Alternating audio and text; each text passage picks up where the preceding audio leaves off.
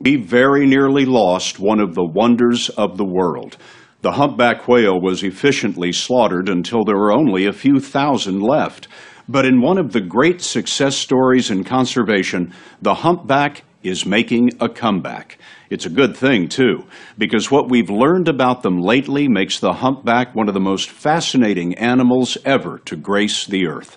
There are many species of whales, and one by one they're coming off the endangered species list.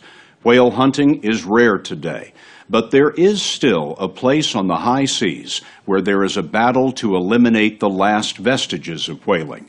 There, we found a man who has risked life and limb to end any threat to whales once and for all. The story will continue in a moment.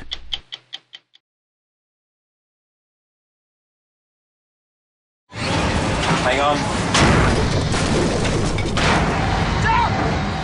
You're watching the ramming of a Japanese whaling ship by a combative conservation group led by American Paul Watson. He's trying to stop the transfer of a minke whale the Japanese just killed to the factory ship that will cut it up. Commercial whaling is banned by international agreements, but the Japanese and a few others are still launching harpoons. These scenes were shot for the Animal Planet series Whale Wars. And these scenes were shot by the whalers themselves, who say this is evidence that Watson is nothing more than a pirate. The Japanese obtained an international arrest warrant for him, so for the last year, this conservationist, or pirate, has lived on the world's oceans, unable to set foot on land. We are headed out to international waters where Watson lives on a ship beyond the reach of the law.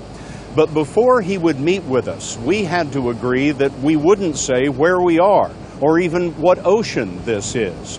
Suffice to say, it involves several airplanes and many thousands of miles. Toward the end of that journey, Watson sent this trimaran to pick us up. This boat once set the speed record for circumnavigating the Earth. He named it for an actress who is a supporter, but to us it looked more Darth Vader than Bridget Bardot. Watson came to the Bardot from a floating hideout that we agreed not to show. He is one of the founders of Greenpeace, and now at the age of 62, he calls his new armada Sea Shepherd. Paul, thanks for seeing us. Oh, thank you. The simple fact is this: if the oceans die, we die. Sea Shepherd was set up to uphold those international laws and regulations protecting our oceans. But why is that your job? Countries enforce laws. Why are you doing this? Well, I just do not see the political will on the part of these governments to do anything. But that makes you a vigilante. You're deciding on your own that you're going to enforce these laws. What gives you the right? Because I want to survive, and I want to make sure that my children survive, and I'm not going to sit back and watch the oceans be destroyed because governments don't have the political or economic will to uphold these laws. The whaling ban makes an exception for research, and the Japanese proclaim that exception in tall letters on their ships. They set their own quotas, about 900 minkes, 50 fin whales, and 50 humpbacks. These are minkes, and even though the Japanese reserve the right to kill humpbacks, they haven't, according to the International Whaling Commission. There is no scientific basis for what they're doing. We have seen them take a whale onto the factory vessel. There's no scientists there. There's nobody measuring anything. They simply cut them up, send them down below, and package them. So this is not science. This is bogus. The International Court of Justice in The Hague will be deciding whether Japan's whaling is really for research or should be stopped. But while the whaling continues, Sea Shepherd fouls the Japanese plan with rope to catch their propellers. The Japanese fire back with water and ear-splitting sirens. Sea Shepherd throws stink bombs. The Japanese return concussion grenades. You called Sea Shepherd, which you founded, the most aggressive, no-nonsense conservation organization in the world. And you said, quote, "I don't believe in protests. That is far too submissive." What do you mean? Well, protesting is sort of like, please, please, please don't do that, but they'll do it anyway. They just ignore you. So protest is submissive. We're not a protest organization. We're an interventionist organization. We intervene against illegal activities. But this is what happened recently when Sea Shepherd tried to intervene. The whaler kept coming and sheared the bow off of Watson's $2 million boat, which eventually sank. No one was seriously hurt. Watson claims he has cut the Japanese catch because of these tactics, the same tactics that the Japanese say are illegal. You're in sort of a prison, aren't you? Well, it's a pretty nice prison. It's, you know, I don't mind being on the ocean. It's a beautiful place, and certainly the citizens out here tend to be more peaceful. But when people call your tactics violent, how do you respond to that? I mean, you look at this footage, it looks violent, it's hostile. The Japanese are committing violence against living whales. We are not hurting anybody, so we're not violent. This battle is fought in the last place where humpback whales are considered endangered by the international agency that decides these things. These South Pacific humpbacks feed here in the Antarctic summer, then journey north 4,000 miles to mate.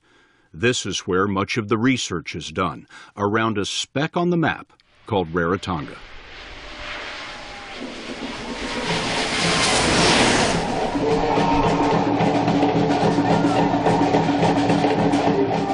This volcanic island, part of the Cook Islands, is just 21 miles around, with 10,000 residents and not a single traffic light. Here, we found the human who may know humpbacks best. He's right behind the boat. Next to us, man hitting.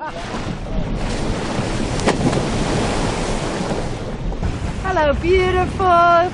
He's putting on quite a lovely show for us. And you just have to be careful and respect their space. They take up a lot of space. Nan Hauser is an American marine biologist who intended to come to Rarotonga for 1 month of research. But that was 16 years ago. Now her home and her lab are on the side of the volcano, and she spends her days eye to eye with her subjects.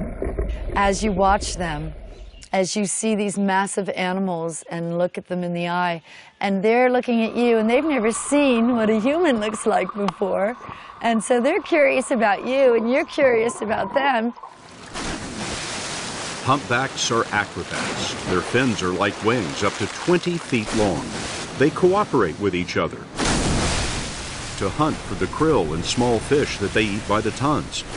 We've learned a lot about them in recent years.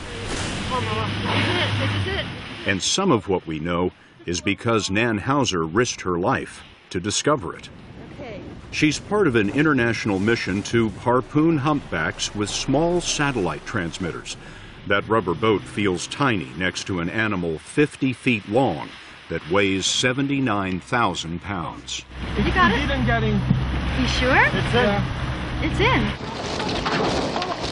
Okay, watch out.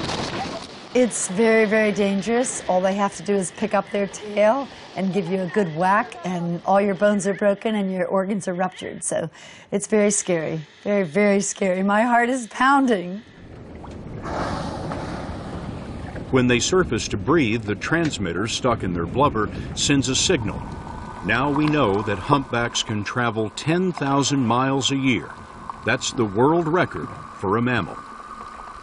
80% of their lives are spent submerged, and this is where Nan Hauser has made some of her most beautiful discoveries. Here we see a male standing on his head upside down singing a song. They are motionless, and the song bellows out. The humpback song can be 20 minutes long, and they repeat the same song again and again.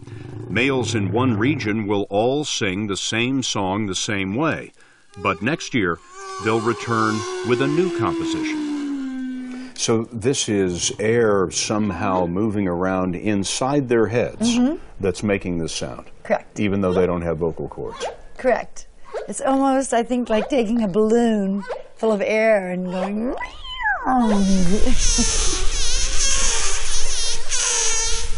The sound carries for miles, and Hauser believes it's all to mark their territory.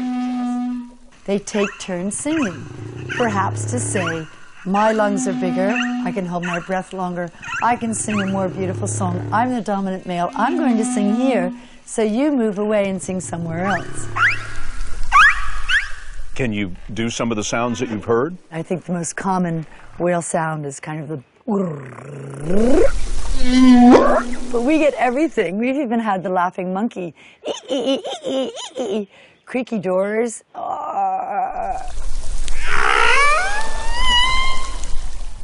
What are they saying? We don't know. So you speak whale, but you don't understand it? Absolutely.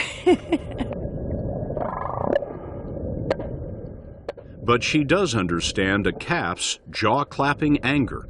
Hauser captured it when a mother went off to mate and left this calf behind.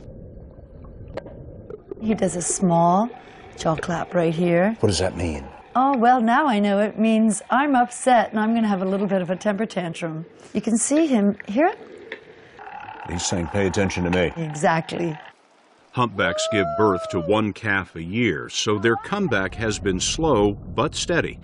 Before the whaling ban, there were maybe 5,000 left in the world, but now it's estimated there are 80,000. The biggest threats to them these days are collisions with ships and the kind of miles-long fishing line that wrapped up this whale. They get wrapped up and then they get held underwater and they need to come up for air, otherwise they suffer and they drown. Hauser hopes that the satellite tags will mark migration routes so that man can steer clear. History may show that we stopped the global slaughter just in the nick of time.